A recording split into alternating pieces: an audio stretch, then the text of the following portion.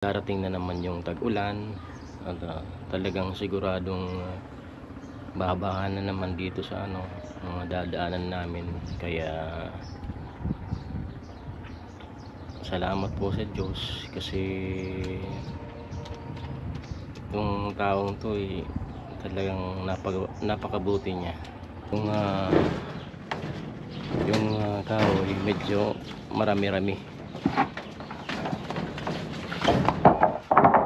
Dati hanggang dito lang yun, saig dito nung maabot ng tubig, ganun yung kataas yung tubig, kaya in-adjust noon. Talagang nagkakasya na lang kami sa pagmuni-muni, nangangarap kahit alam naman namin medyo malayong mangyayari yung pinapangarap namin. Kapos kami sa buhay, kaya akala ko hindi matutupad yung mga pinapangarap ko. Ngayon nga sisimulan na yung paggawa ng tulay na sagot sa baha.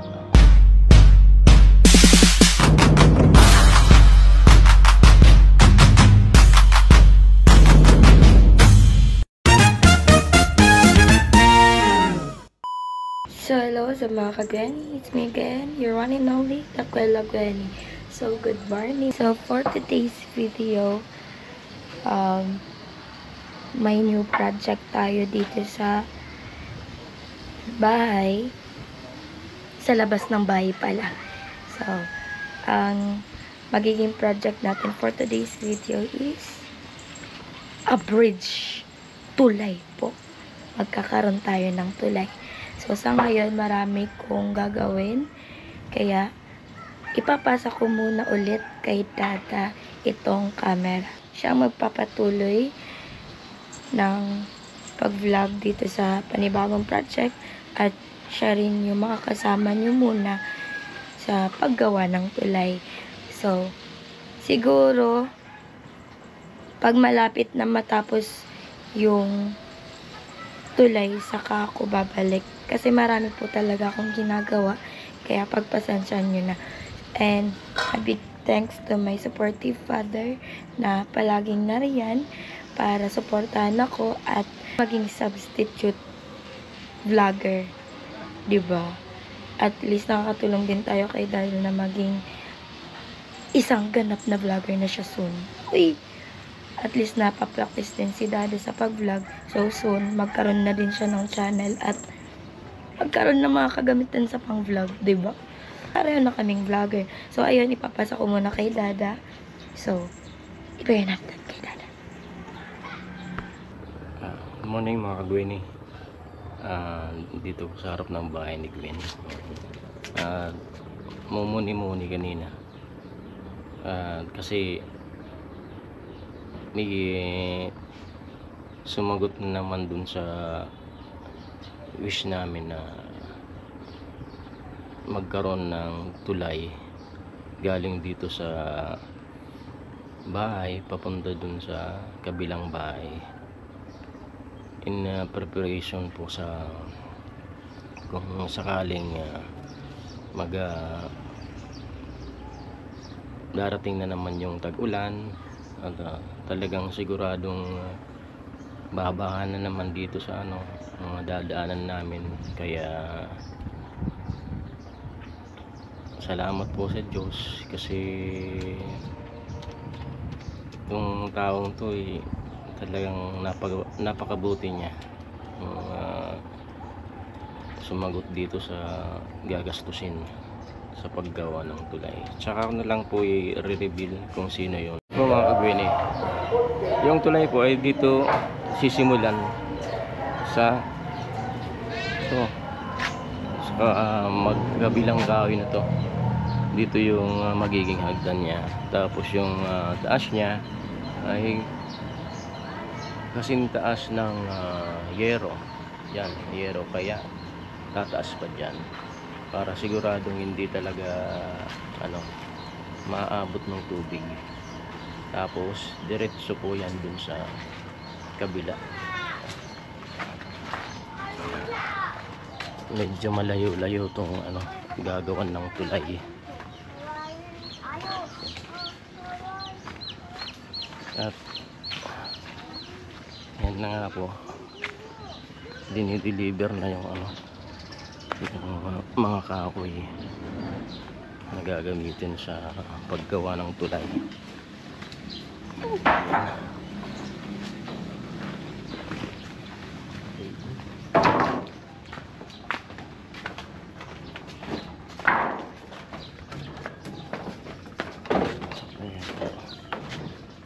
Yung size ng kahoy po na to ay 2 by 8 by 12.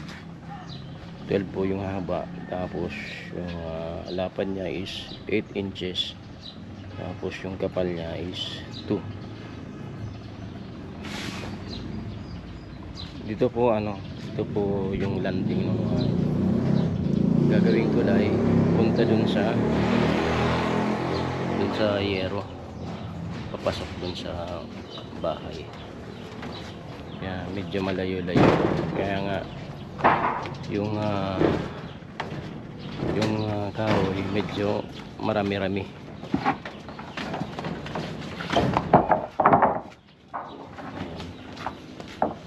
Mali po yung lapad nung gagawing tulay, apat na ganyan, apat na tabla. Kaya medyo maano ng daanan, ganito po, ganito kalapad yung dadaanan.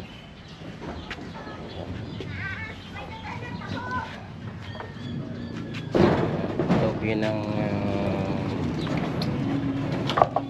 kahit anong i-transport na o ilipat ng mga gamit ay walang problema, kasi lapad din yung gagawing tulay. Tsaka sa klase nitong mga kahoy, talagang sigurado akong matibay ito. Hindi tayo pwedeng gagawa ng tulay na masisira din kaagad. Talagang papalagan natin yung gagawing tulay, kasi kailangan. Tsaka nakakaya naman dun sa mag-sponsor kung gagawa tayo ng tulay na masisira din kaagad. Okay po.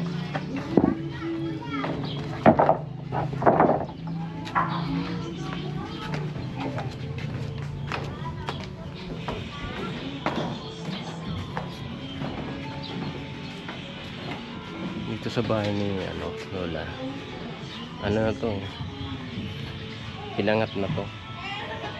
Dati hanggang dito lang yung saig dito.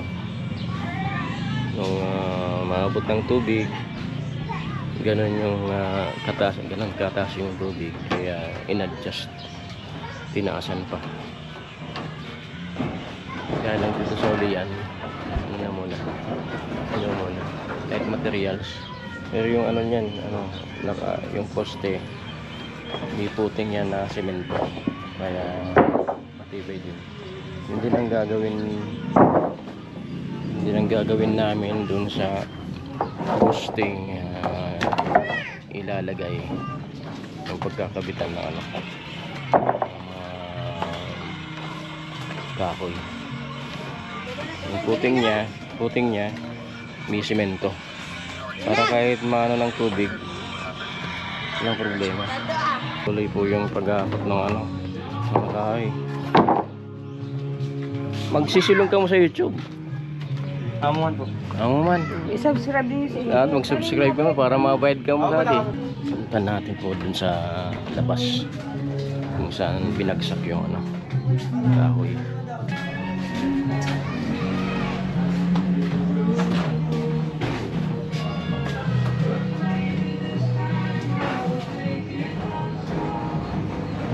na lang inilalagpak yung ano, yung mga kahoy kasi mas malapit to kaysa dun sa iikot pa dun sa boulevard.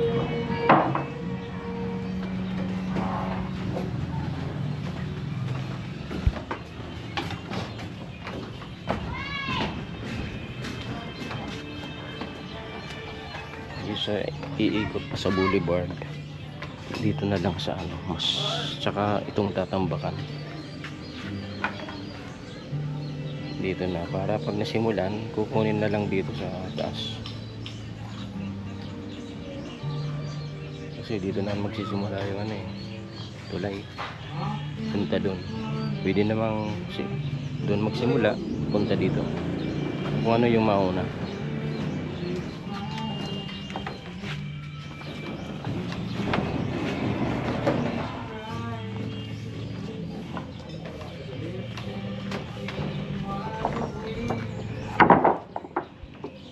Sampu na, Rigel. 20 pa.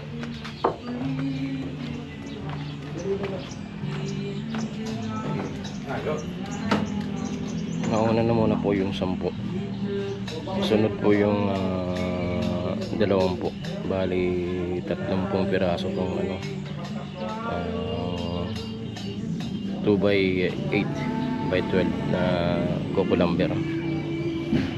Masyado na itong matibay kung sa tulay lang nagagawin, basta ano lang yung hindi siya may expose sa ulan tsaka init, mapipreserve yung ano kahoy. Kasi pag yung coco lumber expose siya sa init at ulan, ano, tatagal din pero magbabawas yung ano, yung parang ano niya, yung tibay niya kumpara dun sa napipreserve talaga, naiingatan, tatagal mga kahit ano, pwedeng abutin ng ano 10 taon yan. Hindi pa yan yun ang sekreto ng coco lumber, lalo na kung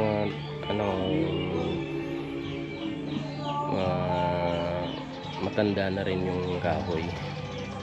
Yun din ang isa pang sekreto ng coco lumber, kasi may coco lumber na kahit hindi pa pwede pinuputol na para lang may benta.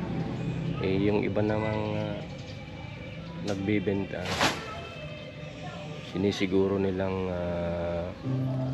yung mga matatanda ng nyug yung ikakat nila para din dun sa satisfaction ng customer.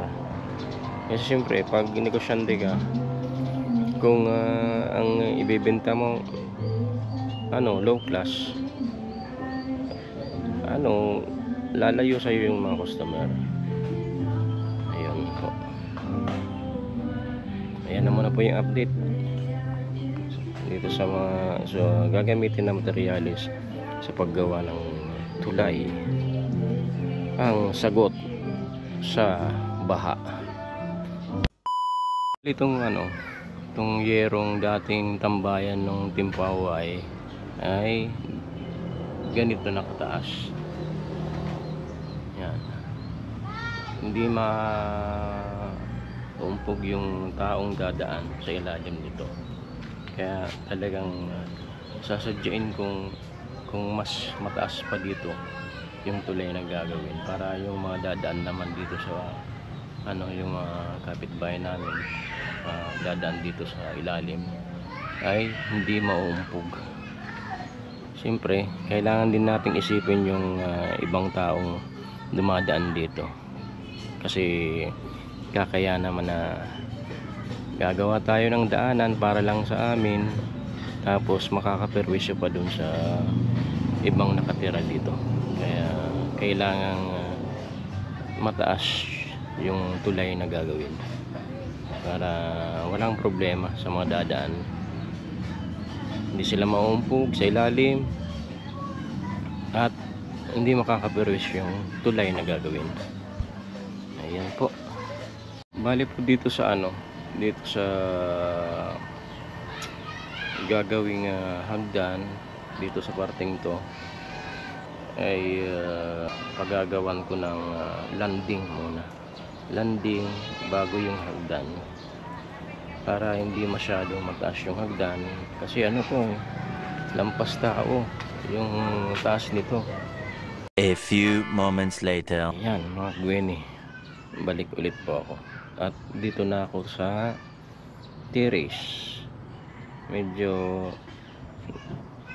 nag-off kanina yung GoPro kasi nag-lowbat, kaya pinapalitan ko na muna kay Gwen ng battery. Alam nyo mga Gwen, noon talagang nagkakasya na lang kami sa pagmuni-muni, nangangarap kahit alam naman namin medyo malayong mangyayari yung pinapangarap namin, pero sa kabutiang palad at sa awa ng Diyos sa amin ay unti-unti nagkaroon ng katuparan yung mga pangarap namin. Una, dati nangarap kami magkaroon ng sarili talagang bahay kasi sa tagal ng panahong ayun, nagkaroon na ako ng pamilya. Sa amin kami na ate mama at nagkaroon kami ng mga anak, sila Vince, si Colin at saka si Gwen. Ay talagang pinangarap din namin magkaroon ng sariling bahay para magkaroon ng privacy, saka magawa rin namin yung kung ano yung gusto namin gawin sa isang bahay. Bawa magtanim sa loob ng bakuran, linis, magkumpuni nang walang nakikialam.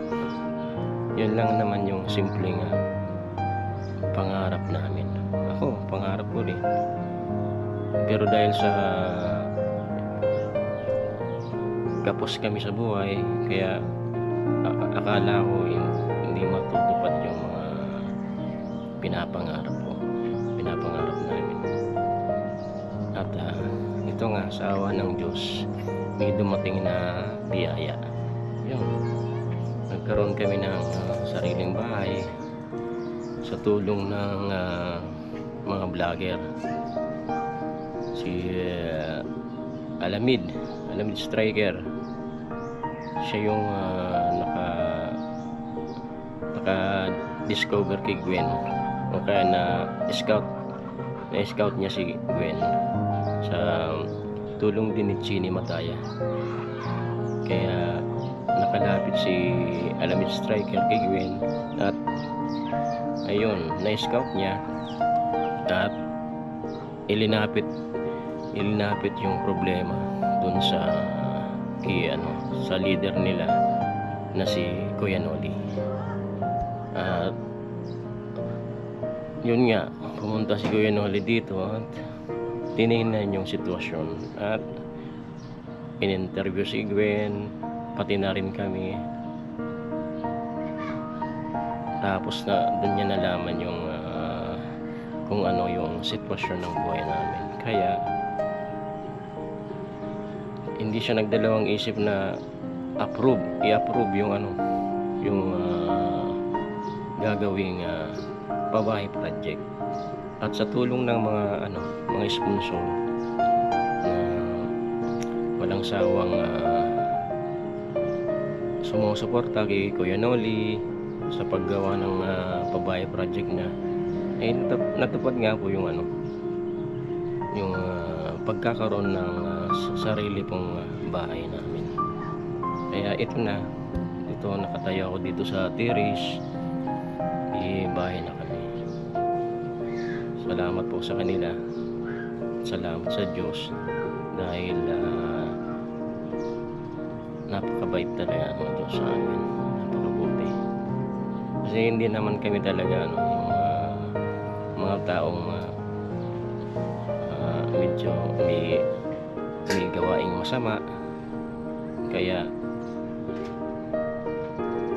linalapitan kami ng swerte. Ito na nga, paunti-unti at patuloy nga yung swerteng dumarating sa amin. Ngayon, marami na yung pagbabago o improvement na nangyari dito sa bahay ni Gwen. Bahay na rin namin sa tulong ng mga sponsor. At ito nga, itong susunod na project ay isa rin dun sa pinoproblema namin kapag nagbabaha dito, pag rainy season, kasi talagang palibot ng tubig yung itong kabahayan. Dito lang naman sa